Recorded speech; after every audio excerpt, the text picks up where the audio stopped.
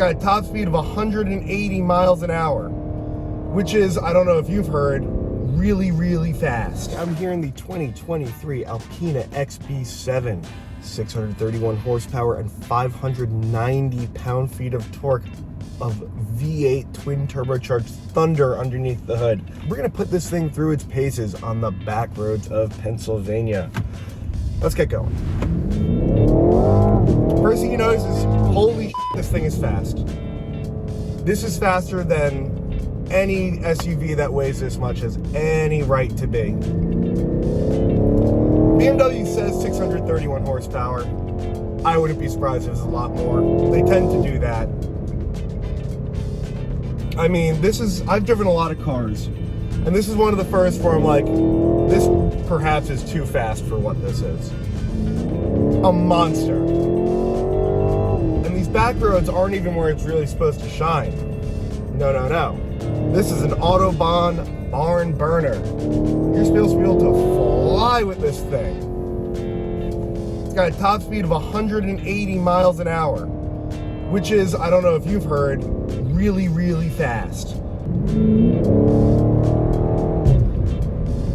It's also made it up to a four-wheel drive system that I haven't tested because you're not supposed to off-road this kind of car. It's got 23-inch wheels and run-flat tires after all.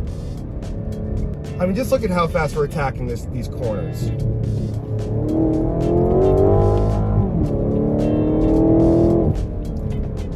Transmission's quick as all get out. It's that ZF8 speed that we know well. It's in just about every car that's ever existed at this point.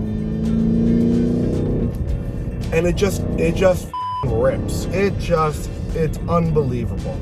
So at $150,000, this thing is not even close to cheap.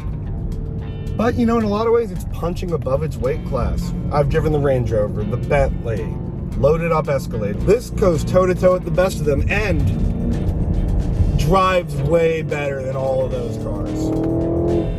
One thing I don't like about it, it's not the unit itself, it shifts great, all that good stuff.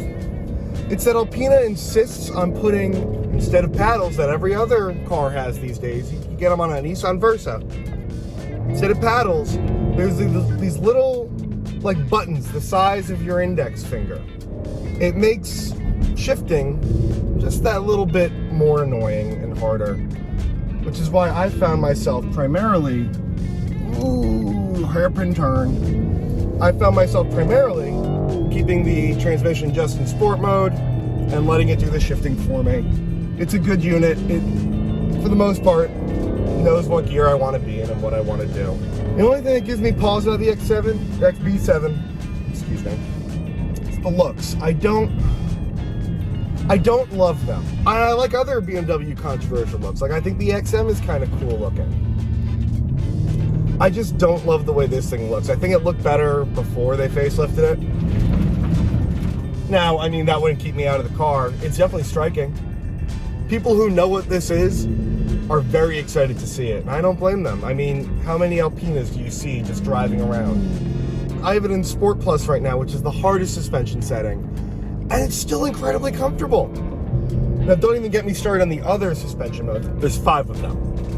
There are 3 different sport modes and 2 comfort modes.